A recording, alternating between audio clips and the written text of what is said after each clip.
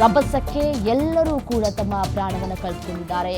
KA01AE 5217 ನಂಬರಿನ ಖಾಸಗಿ Seabird company bus, HR 38AB 3455 ನಂಬರಿನ ಕಂಟೈನರ್ ಲಾರಿ 29 ಮಂದಿ ಪ್ರಯಾಣವನ್ನ ಮಾಡ್ತಾ ಇದ್ರು.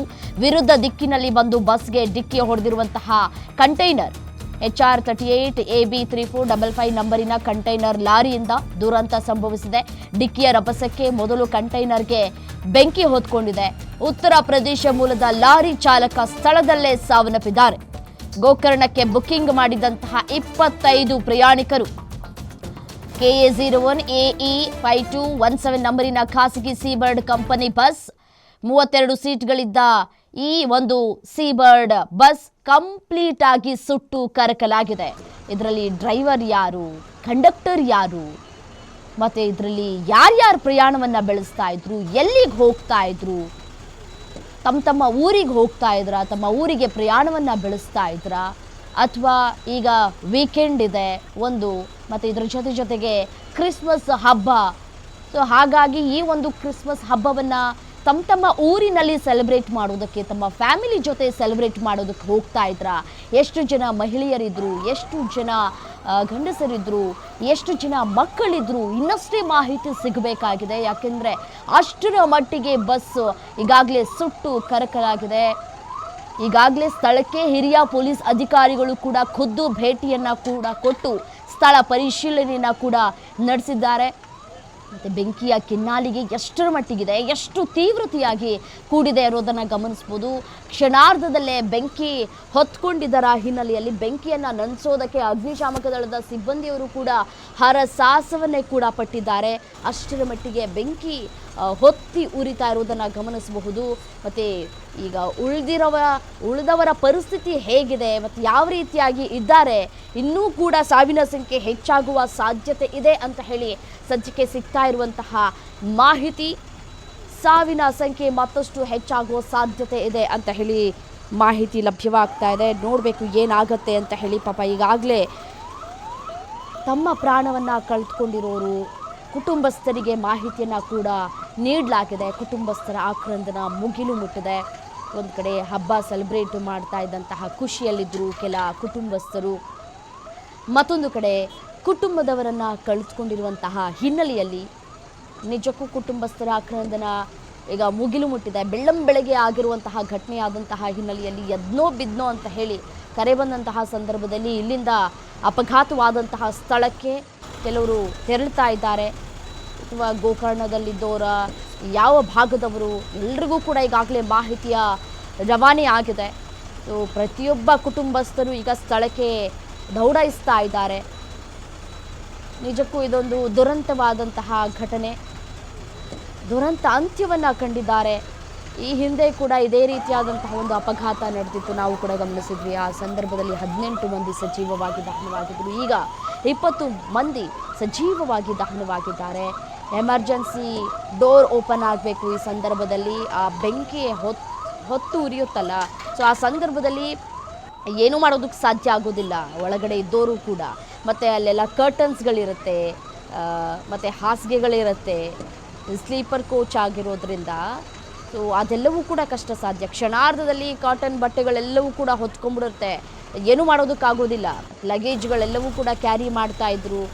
ಪ್ರತಿಯೊಂದು ಎಲ್ಲವೂ ಕೂಡ ಸುಟ್ಟು ಕರಕಲಾಗಿದ್ದಾವೆ. ಈ ಬೆಂಕಿಯನ್ನು ಈಗಾಗಲೇ ನಂದಿಸಲಾಗಿದೆ. ಆ ಬೆಂಕಿಯನ್ನು ನಂದಿಸಿದ್ರೂ ಕೂಡ ಆ ಹೊಗೆ ನೋಡಿ ಯಾವ ರೀತಿಯಾಗಿ ಕಾಣಿಸ್ತಾ ಇದೆ ಅಂತ ಹೇಳಿ. ಈಗಾಗಲೇ ಹೊಗೆ ಕಾಣಿಸ್ಕೊಳ್ತಾ ಇರುವಂತಹ ಹಿನ್ನೆಲೆಯಲ್ಲಿ ಈಗ ಯಾರ್ಯಾರು ಸತ್ತಿದ್ದಾರೆ, ಏನು ಕತೆ ಏನು, ಪ್ರತಿಯೊಬ್ಬರ ಮಾಹಿತಿಯನ್ನು ಕೂಡ ಕಲೆ ಹಾಕಬೇಕಾಗಿದೆ. ಮತ್ತು ದೇಹಗಳನ್ನು ಹೇಗೆ ಅಲ್ಲಿಂದ ಹೊರ ತೆಗೆಯೋದು ಅನ್ನೋದೇ ದೊಡ್ಡ ಟಾಸ್ಕ್. ಬಸ್ ಕಂಪ್ಲೀಟಾಗಿ ಸುಟ್ಟು ಕರಕಲಾಗಿದೆ. ಬಸ್ಸು ಸೇಫ್ ಅಲ್ಲ ನೋಡಿ. ನಾವು ಇನ್ನೇನು ಮಾಡೋದು, ಇನ್ನು ಹೇಗೆ ಪ್ರಯಾಣವನ್ನು ಬೆಳೆಸೋದು ಅನ್ನುವಂತಹ ಪ್ರಶ್ನೆ ಸರ್ವೇ ಸಾಮಾನ್ಯವಾಗಿ ಬರುತ್ತೆ. ಬೆಳ್ಳಂಬೆಳಗ್ಗೆ ಆಗಿರೋ ಹಿನ್ನೆಲೆಯಲ್ಲಿ ಸೊ ಹೊರಗಡೆ ಬರೋದಕ್ಕೆ ಸಾಧ್ಯ ಆಗಿಲ್ಲ. ಎಷ್ಟೋ ಜನಕ್ಕೆ ಕಾಪಾಡಿ ಅನ್ನುವಂತಹ ಚೀರಾಟ, ಕೂಗಾಟ, ಸ್ಥಳೀಯರು ಕೂಡ ಏನು ಮಾಡೋದಕ್ಕೆ ಸಾಧ್ಯ ಆಗಿಲ್ಲ. ಎಷ್ಟು ಅಂತ ಬೆಂಕಿ ನಂದಿಸೋದಕ್ಕೆ ಸಾಧ್ಯ, ಯಾರನ್ನು ಉಳಿಸೋದಕ್ಕೆ ಸಾಧ್ಯ ಆಗುತ್ತೆ? ಕಿಟಕಿಗಳನ್ನು ಹೊಡೆದು ಹೊರಗಡೆ ಬರುವಂತಹ ಸಾಹಸವನ್ನು ಹೆಣ್ಮಕ್ಳು ಮಾಡೋದಕ್ಕಾಗೋದಿಲ್ಲ. ಮತ್ತು ಗಂಡು ಮಕ್ಕಳು ಕೂಡ ಆ ಕ್ಷಣದಲ್ಲಿ ಏನು ಮಾಡಬೇಕು ಅನ್ನೋ ತಲೆನೇ ಓಡಿಸೋದಕ್ಕೆ ಸಾಧ್ಯ ಆಗೋದಿಲ್ಲ. ಅಷ್ಟರ ಮಟ್ಟಿಗೆ ಫುಲ್ ಮೈಂಡ್ ಬ್ಲ್ಯಾಂಕ್ ಆಗೋಗ್ಬಿಟ್ಟಿರುತ್ತೆ. ಅಷ್ಟರ ಮಟ್ಟಿಗೆ ಬೆಂಕಿಯ ಕಿನ್ನಾಲಿಗೆ ಹೊತ್ತುರಿತಾ ಇದೆ. ಅಲ್ಲಿಗೆ ಅವ್ರು ಅರ್ಥ ಮಾಡ್ಕೊಂಡ್ಬಿಟ್ಟಿರ್ತಾರೆ, ಅಷ್ಟೇ ನಮ್ಮ ಜೀವನ ಅಂತ ಹೇಳಿ. ಪಾಪ ಏನು ಮಾಡೋಕ್ಕಾಗತ್ತೆ, ಈ ರೀತಿಯಾಗಿ ಬೆಂಕಿ ಕಾಣಿಸ್ಕೊಂಡಿದೆ, ಈ ರೀತಿಯಾಗಿ ಬೆಂಕಿ ಹೊತ್ಕೊಂಡು ಉರಿತಾ ಇದೆ, ಯಾರೂ ನಮ್ಮನ್ನು ಸೇವ್ ಮಾಡೋದಕ್ಕಿಲ್ವಲ್ಲಪ್ಪ ಅಂತ ಹೇಳಿ ಭಗವಂತನಿಗೆ ಹಿಡಿ ಶಾಪ ಹಾಕ್ಕೊಂಡು ತಮ್ಮ ಜೀವವನ್ನು ಬಿಟ್ಟಿದ್ದಾರೆ. ಹಲವರು 20ಕ್ಕೂ ಹೆಚ್ಚು ಮಂದಿ ಸುಟ್ಟು ಕರಕಲಾಗಿದ್ದಾರೆ. ಈ ಬೆಂಕಿಯ ಕೆನ್ನಾಲಿಗೆ ಎಷ್ಟರ ಮಟ್ಟಿಗಿದೆ ಅನ್ನೋದನ್ನು ದೃಶ್ಯಾವಳಿಗಳಲ್ಲಿ ಗಮನಿಸ್ತಾ ಇದ್ದೀರಿ. ಸ್ಥಳೀಯರು ಕೂಡ ಪಾಪ ಏನು ಮಾಡೋದಕ್ಕೆ ಸಾಧ್ಯ ಆಗಿಲ್ಲ. ಅಲ್ಲಿ ನಿಂತ್ಕೊಂಡು ನೋಡಬೇಕಷ್ಟೇ, ಮೂಕ ಪ್ರೇಕ್ಷಕರಾಗಿ ನೋಡೋದಕ್ಕಷ್ಟೇ ಸಾಧ್ಯವಾಗ್ತಾ ಇದೆ. ಯಾಕೆಂದರೆ ಅವ್ರ ಕೈಯಲ್ಲಿ ಏನೂ ಇಲ್ಲ. ಹೈವೇ ಆಗಿರುವಂತಹ ಹಿನ್ನೆಲೆಯಲ್ಲಿ ಇಲ್ಲಿ ಮನೆಯಿಂದ ಆದರೂ ಅಟ್ಲೀಸ್ಟ್ ತೆಗೆದುಕೊಂಡು ಹೋಗಿ ನೀರು ಹಾಕೋಣ ಅಂತಂದರೆ ಬಹಳ ದೂರ ಇರುತ್ತೆ ಮನೆಗಳೆಲ್ಲವೂ ಕೂಡ. ಅಟ್ಲೀಸ್ಟ್ ಅಲ್ಲಿ ಸಣ್ಣ ಪುಟ್ಟ ಗೂಡಂಗಡಿಗಳು ಅಥವಾ ಏನಾದರೂ ಅಂಗಡಿಗಳಿದ್ರೂ ಕೂಡ ಅವರು ಏನು ನೀರು ಅಷ್ಟೊಂದು ಇಟ್ಕೊಂಡಿರೋದಿಲ್ಲ. ಬೆಂಕಿಯನ್ನು ಆರಿಸೋಣ ಅಂತಂದರೆ ಅಷ್ಟರ ಮಟ್ಟಿಗೆ ಇಡೀ ರಸ್ತೆಯನ್ನೇ ಆವರಿಸ್ಕೊಂಡ್ಬಿಟ್ಟಿದೆ ಬಸ್ಸು. ಅಷ್ಟರ ಮಟ್ಟಿಗೆ ಅತಿ ವೇಗವಾಗಿ ಬಂದಂತಹ ಲಾರಿ ಡಿವೈಡರನ್ನು ದಾಟಿ ಬಸ್ಗೆ ಗುದ್ದಿರುವಂತಹ ಹಿನ್ನೆಲೆಯಲ್ಲಿ ಈ ಪೆಟ್ರೋಲ್ ಟ್ಯಾಂಕರ್ ಹೊತ್ತಿ ಉರಿದಿದೆ. ಸೊ ಹಾಗಾಗಿ ಅತಿ ಹೆಚ್ಚು ಸಾವು ನೋವು ಸಂಭವಿಸೋದಕ್ಕೆ ಸಾಧ್ಯ ಆಗಿದೆ ಅಂತ ಹೇಳಿ ಮಾಹಿತಿ ಸಿಗ್ತಾ ಇದೆ. ಈಗ ಲಾರಿ ಡ್ರೈವರ್ ಕೂಡ ಸ್ಥಳದಲ್ಲೇ ಸಾವನ್ನಪ್ಪಿದ್ದಾನೆ ಅನ್ನುವಂತಹ ಮಾಹಿತಿ ಸಿಗ್ತಾ ಇದೆ. ಇನ್ನು ಈ ಬಸ್ನಲ್ಲಿ ಎಷ್ಟು ಜನ ಇದ್ದರು ಅನ್ನುವ ಬಗ್ಗೆ ಮಾಹಿತಿ ಸಿಕ್ಕಿದೆ. ಬಟ್ ಎಷ್ಟು ಜನ ಒಂದೇ ಕುಟುಂಬಸ್ಥರ ಅಥವಾ ಬೇರೆಯವರ ಎಷ್ಟು ಜನ ಪ್ರಯಾಣವನ್ನು ಬೆಳೆಸ್ತಾ ಇದ್ರು ಅಂದರೆ ಈಗಾಗಲೇ 30 ಜನ ಪ್ರಯಾಣಿಕರು ಒಂದೇ ಬಸ್ನಲ್ಲಿ ಪ್ರಯಾಣವನ್ನು ಬೆಳೆಸ್ತಾ ಇದ್ರು. ಯಾರ್ಯಾರು ಎಲ್ಲೆಲ್ಲಿಗೆ ಹೋಗ್ತಾ ಇದ್ರು, ಯಾವ್ಯಾವ ಭಾಗಕ್ಕೆ ಪ್ರಯಾಣವನ್ನು ಬೆಳೆಸ್ತಾ ಇದ್ರು, ಎಷ್ಟು ಮಕ್ಕಳಿದ್ರು, ಎಷ್ಟು ಮಹಿಳೆಯರಿದ್ದರು, ಇನ್ನಷ್ಟೇ ಮಾಹಿತಿ ಲಭ್ಯವಾಗಬೇಕಾಗಿದೆ. ಸ್ಥಳದಲ್ಲಿ ಅಷ್ಟರ ಮಟ್ಟಿಗೆ ಬಿಗುವಿನ ವಾತಾವರಣ ಸೃಷ್ಟಿಯಾಗಿದೆ. ಸದ್ಯಕ್ಕೆ ಬೆಂಕಿಯ ನಂದಿಸುವಂತಹ ಕಾರ್ಯವನ್ನು ಈಗಾಗಲೇ ಅಗ್ನಿಶಾಮಕ ದಳದ ಸಿಬ್ಬಂದಿಗಳು ಮಾಡಿದ್ದಾರೆ. ದೃಶ್ಯಾವಳಿಗಳನ್ನು ಗಮನಿಸ್ತಾ ಇದ್ದೀರಿ. ಯಾರ್ಯಾರು ಎಲ್ಲೆಲ್ಲಿಗೆ ಹೋಗ್ತಾ ಇದ್ರು, ಸೀಟ್ ನಂಬರ್ ಸಮೇತವಾಗಿ ಹೆಸರು ಮತ್ತು ಎಲ್ಲಿಗೆ ಪ್ರಯಾಣವನ್ನು ಬೆಳೆಸ್ತಾ ಇದ್ರು, ಫೋನ್ ನಂಬರ್ಸ್ ಎಲ್ಲವೂ ಕೂಡ ಸದ್ಯಕ್ಕೆ ಲಭ್ಯವಾಗಿದೆ. ಈ ಒಂದು ಮಾಹಿತಿಯನ್ನು ಇಟ್ಕೊಂಡು ಇದೀಗ ಅಧಿಕಾರಿಗಳು ತನಿಖೆಯನ್ನು ನಡೆಸಬೇಕಾಗಿದೆ. ನೋಡಿ, ರಾತ್ರಿ 9:10 ಈ ಬಸ್ ಬೆಂಗಳೂರಿಂದ ಹೊರಟಿದೆ. ಟಿಕೆಟನ್ನು ಗಮನಿಸ್ತಾ ಇದ್ದರೆ ರಾತ್ರಿ 9:10 ಕೆಲವರಿಗೆ 8 ಗಂಟೆ, ಒಂದೊಂದು ಭಾಗದಲ್ಲಿ ಒಂದಷ್ಟು ಜನ ಹತ್ಕೊಂಡಿರೋದು. ಒಂದೇ ಕುಟುಂಬಸ್ಥರ, ಏನು ಕತೆ, ಏನು ಬೇರೆ ಭಾಗದವರ ಅಥವಾ ಬೆಂಗಳೂರಿನಲ್ಲಿ ಇದ್ಕೊಂಡು ವಾಸ ಮಾಡ್ತಾ ಇದ್ರ, ಯಾವ ಕಾರಣಕ್ಕಾಗಿ ತೆರಳ್ತಾ ಇದ್ರು ಗೋಕರ್ಣಕ್ಕೆ. ಹಬ್ಬ ಬೇರೆ ಇವತ್ತು ಕ್ರಿಸ್ಮಸ್ ಹಬ್ಬ. ಕ್ರಿಸ್ಮಸ್ ಹಬ್ಬದ ಹಿನ್ನೆಲೆಯಲ್ಲಿ ಸಾಲು ರಜೆ ಇರುತ್ತೆ ಮಕ್ಕಳುಗಳನ್ನು ಕರ್ಕೊಂಡು ಊರಿಗೆ ಹೋಗೋಣ, ಊರಲ್ಲಿ ಕ್ರಿಸ್ಮಸ್ ಹಬ್ಬ ಆಚರಣೆ ಮಾಡೋಣ, ಅಥವಾ ಹಬ್ಬ ಇದೆ ಊರಲ್ಲಿ ಸ್ವಲ್ಪ ಕುಟುಂಬಸ್ಥರ ಜೊತೆ ಸಮಯವನ್ನು ಕಳೆಯೋಣ ಅಂತ ಹೇಳಿ ಹೊರಟಿದ್ದಾರೆ. ಬಟ್ ಆದರೆ ಎಲ್ಲವೂ ಕೂಡ ವಿಧಿಲಿಖಿತ. ಎಲ್ಲರೂ ಕೂಡ 20ಕ್ಕೂ ಹೆಚ್ಚು ಮಂದಿ ಏನು ಬೆಂಕಿಯ ಕೆನ್ನಾಲಿಗೆಗೆ ಸುಟ್ಟು ಪ್ರಯಾಣಿಕರು ಭಸ್ಮವಾಗಿದ್ದಾರೆ. ಅತಿ ವೇಗದಿಂದ ಕಂಟೈನರ್ ಬರ್ತಾ ಇತ್ತು ಅನ್ನೋದು ಮಾಹಿತಿ ಸಿಗ್ತಾ ಇದೆ. ಅತಿ ವೇಗವಾಗಿ ಬರ್ತಾ ಇದ್ದರ ಹಿನ್ನೆಲೆ ನೋಡಿ, ಅಪಘಾತದ ತೀವ್ರತೆಯನ್ನು ಊಹೆ ಮಾಡ್ಕೊಳ್ಳೋದು ಕೂಡ ನಾವು ಸಾಧ್ಯ ಇಲ್ಲ. ಅಷ್ಟರ ಮಟ್ಟಿಗೆ ಅಪಘಾತವಾಗಿದೆ. ಡಿವೈಡರ್ಗೆ ಡಿಕ್ಕಿ ಹೊಡೆದು ಅಪೋಸಿಟ್ ಬರ್ತಾ ಇದ್ದಂತಹ ಬಸ್ಗೆ ಎಷ್ಟರ ಮಟ್ಟಿಗೆ ಎಷ್ಟು ವೇಗವಾಗಿ ಬಂದು ಡಿಕ್ಕಿಯನ್ನು ಹೊಡೆದಿರುತ್ತೆ ಅನ್ನೋದನ್ನು ನಾವು ಜಸ್ಟ್ ಇಮ್ಯಾಜ್ ಮಾಡಿಕೊಂಡ್ರೆ ಗೊತ್ತಾಗುತ್ತೆ. ಅಷ್ಟರ ಮಟ್ಟಿಗೆ ತೀವ್ರತೆ ಇದೆ. ಅಪೋಸಿಟಿಂದ ಬಂದು ನೇರವಾಗಿ ಗುದ್ದಿದ್ದರ ಹಿನ್ನೆಲೆಯಲ್ಲಿ ಡ್ರೈವರ್ಗಂತೂ ಪೆಟ್ಟಾಗೇ ಆಗಿರುತ್ತೆ. ಅವರು ಕೂಡ ಸಾವನ್ನಪ್ಪಿರುವಂತಹ ಸಾಧ್ಯತೆ ಇದ್ದರೂ ಇರಬಹುದು, ಅಪೋಸಿಟಿಂದ ಬಂದು ಹೊಡೆದಿರೋದ್ರಿಂದ. ಸೊ ಎಷ್ಟು ಜನ ಈಗಾಗಲೇ ತಮ್ಮ ಪ್ರಾಣವನ್ನು ಕಳೆದುಕೊಂಡಿದ್ದಾರೆ ಅನ್ನೋದರ ಬಗ್ಗೆ ಮಾಹಿತಿಯನ್ನು ರವಾನೆ ಮಾಡಲಾಗಿದೆ ಅವರ ಕುಟುಂಬಸ್ಥರಿಗೆ. ಅವರವ್ರ ನಂಬರೇ ಕೊಟ್ಟಿರ್ತಾರೆ ಬರಬೇಕು ಅಂದಂತಹ ಸಂದರ್ಭದಲ್ಲಿ. ಕುಟುಂಬಸ್ಥರ ನಂಬರನ್ನು ಕೊಟ್ಟಿರೋದಿಲ್ಲ ಬುಕ್ಕಿಂಗ್ ಆದಂತಹ ಸಂದರ್ಭದಲ್ಲಿ. ಈಗ ಟ್ರ್ಯಾಕ್ ಮಾಡೋದೇ ಒಂದು ದೊಡ್ಡ ಟಾಸ್ಕ್ ಆಗಿದೆ ಪೊಲೀಸ್ ಇಲಾಖೆಗೆ. ಅವ್ರ ಕುಟುಂಬಸ್ಥರು ಯಾರು ಏನು ಬುಕ್ಕಿಂಗ್ ಮಾಡುವಂತಹ ಸಂದರ್ಭದಲ್ಲಿ ಅವರವ್ರ ನಂಬರೇ ಕೊಟ್ಕೊಂಡಿರ್ತಾರೆ. ನಾವು ಪ್ರಯಾಣ ಬೆಳೆಸ್ತಾ ಇದ್ದೀವಿ ಅಂತ ಹೇಳಿ ನಂಬರ್ ಕೊಟ್ಟಿರ್ತಾರೆ. ಅಡ್ರೆಸ್ ಮೆನ್ಷನ್ ಮಾಡಿರಲ್ಲ, ಕೆಲವರು ಸಂಪೂರ್ಣವಾದಂತಹ ಅಡ್ರೆಸ್ಸನ್ನು ಕೂಡ ಕೆಲವರು ಮೆನ್ಷನ್ ಮಾಡಿರೋದಿಲ್ಲ. ಬಟ್ ಹೇಗೆ ಟ್ರ್ಯಾಕ್ ಮಾಡ್ತಾರೆ, ಎಲ್ಲೆಲ್ಲಿ ಅವರು, ಯಾವ್ಯಾವ ಭಾಗದವರು ಅನ್ನೋದು ಇನ್ನಷ್ಟೇ ಸದ್ಯಕ್ಕೆ ಸಿಗಬೇಕಾಗಿರುವಂತಹ ಮಾಹಿತಿ. ಕಂಟೈನರ್ ಲಾರಿ ಡಿಕ್ಕಿಯನ್ನು ಹೊಡೆದಿರುವಂತಹ ಹಿನ್ನೆಲೆಯಲ್ಲಿ ಈ ಒಂದು ಅಪಘಾತ ಸಂಭವಿಸಿದೆ. 2 ಗಂಟೆ ಹಂಗೆ ಈ ಘಟನೆ ನಡೆಯುತ್ತೆ. ಸೊ ನಾವು ಬ್ಯಾಂಗ್ಳೂರಿಂದ ದಾಂಡೇಲಿಗೆ ಸ್ಕೂಲ್ ಟ್ರಿಪ್ ಹೋಗ್ತಾ ಇದ್ದೀವಿ ಸರ್. ಅಲ್ಲಿಂದ ಈ ಆಪೋಸಿಟ್ ಇಂದ ಬರ್ತಕ್ಕಂಥ ಲಾರಿ ನನ್ನ ಗಾಡಿನ ಓವರ್ಟೇಕ್ ಮಾಡ್ಕೊಂಡು Seabird bus, sleeper coach bus ಒಂದು ಬರುತ್ತೆ. ಸೊ ಆಪೋಸಿಟ್ ಇಂದ ಬಂದಿರೋ ಲಾರಿ ಬಂದು ಈ ಬಸ್ಗೆ ಈ ಕಡೆ ನಮ್ಮ ಆಪೋಸಿಟ್ ಬಂದು ಗುದಿಯುತ್ತೆ. ಸೊ ಸೀಬರ್ಡ್ ಬಂದು ನಮ್ ಗಾಡಿಗೆ ಟಚ್ ಆಗುತ್ತೆ ಸರ್. ಅದಾದ್ಮೇಲೆ ಸೀದಾ 2 ಬೆಂಕಿ ಅವಘಡ ಸ್ಟಾರ್ಟ್ ಆಗುತ್ತೆ ಸರ್. ಅಲ್ಲಿಂದ ಬ್ಯಾಂಗ್ಳೂರಿಂದ ದಾಂಡೇಲಿಗೆ ಸ್ಕೂಲ್ ಟ್ರಿಪ್ ಸರ್. ಸೊ ಅದು ಚಿತ್ರದುರ್ಗ ರೋಡ್ ಇಂದ ಬ್ಯಾಂಗ್ಳೂರ್ಗೆ ಹೋಗ್ತಾ ಇದ್ದಿದ್ದು. ಸೊ ನಮ್ ಕಡೆ ಬಂದಿರೋದು ಅದು ಸರ್. ಅಂದ್ರೆ ನಮ್ ಗಾಡಿನ ಈ ಸ್ಲೀಪರ್ ಓವರ್ಟೇಕ್ ಮಾಡ್ಕೊಂಡ್ ಬಂತು ಸರ್. ಸೊ ಆಪೋಸಿಟ್ ಇಂದ ಬರ್ತಾರ ಗಾಡಿ ಡಿವೈಡರ್ ಜಂಪ್ ಮಾಡಿ ಲಾರಿ ಬಂದು ಈ ಸ್ಲೀಪರ್ಗೆ ಹೊಡ್ತಿದ್ವಿ ಸರ್. ಕೊಳ್ತು ಅಂತಂದ್ರೆ ಡೀಸೆಲ್ ಟ್ಯಾಂಕಿಗೆ ಸರ್ ಅದು ಲಾರಿ ಬಂದು ಗುದ್ದಿದ್ದು. ಡೀಸೆಲ್ ಲೀಕ್ ಆಗಿ ಸ್ಪಾರ್ಕ್ ಆಗಿರ್ಬೋದು ಅಂತ ನಮ್ಗೆ ಸರ್. ಅಂದ್ರೆ ಲಾರಿ ಬಂದು ಆಪೋಸಿಟ್ ರೋಡ್ ದಾಟಿ ಬಂದು ಬಸ್ಸಿಗೆ ಗುದ್ದಿರೋದು ಸರ್. ಇದಕ್ಕೆ ಡಿವೈಡರ್ ದಾಟಿ ಬಂದು ಬಸ್ಸಿಗೆ ಗುದ್ದಿರೋದು ಸರ್. 2 ಗಂಟೆ ಹಂಗೆ ಈ ಘಟನೆ ನಡೆಯುತ್ತೆ. ಸೊ ನಾವು ಬ್ಯಾಂಗ್ಳೂರಿಂದ ದಾಂಡೇಲಿಗೆ ಸ್ಕೂಲ್ ಟ್ರಿಪ್ ಹೋಗ್ತಾ ಇದ್ದೀವಿ ಸರ್. ಅಲ್ಲಿಂದ ಈ ಆಪೋಸಿಟ್ ಇಂದ ಬರ್ತಕ್ಕಂಥ ಲಾರಿ ನನ್ನ ಗಾಡಿನ ಓವರ್ಟೇಕ್ ಮಾಡ್ಕೊಂಡು Seabird bus, sleeper coach bus ಒಂದು ಬರುತ್ತೆ. ಸೊ ಆಪೋಸಿಟ್ ಇಂದ ಬಂದಿರೋ ಲಾರಿ ಬಂದು ಈ ಬಸ್ಗೆ ಈ ಕಡೆ ನಮ್ಮ ಆಪೋಸಿಟ್ ಬಂದು ಗುದಿಯುತ್ತೆ. ಸೊ ಸೀಬರ್ಡ್ ಬಂದು ನಮ್ ಗಾಡಿಗೆ ಟಚ್ ಆಗುತ್ತೆ ಸರ್.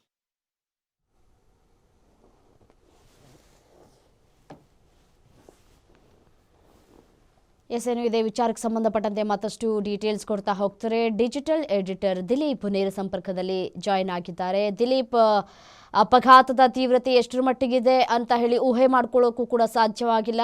ಸದ್ಯದ ಮಟ್ಟಿಗೆ ಏನು ಮಾಹಿತಿ ಸಿಗ್ತಾ ಇದೆ?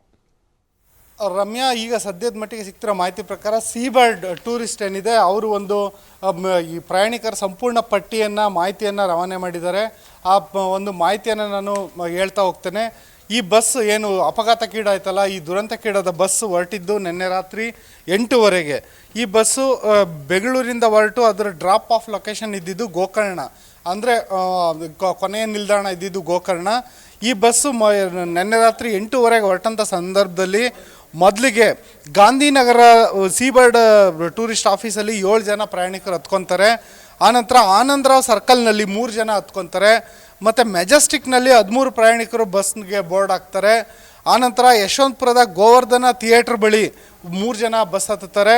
ಆನಂತರ ಗೊರಗುಂಟೆಪಾಳ್ಯ ಸರ್ಕಲ್ ಬಳಿ 3 ಜನ ಈ ಬಸ್ ಹತ್ತುತ್ತಾರೆ. ಒಟ್ಟು ಟೋಟಲ್ 25 ಜನ ಪ್ರಯಾಣಿಕರು ಈ ಬಸ್ನಲ್ಲಿ ಹತ್ತುತ್ತಾರೆ.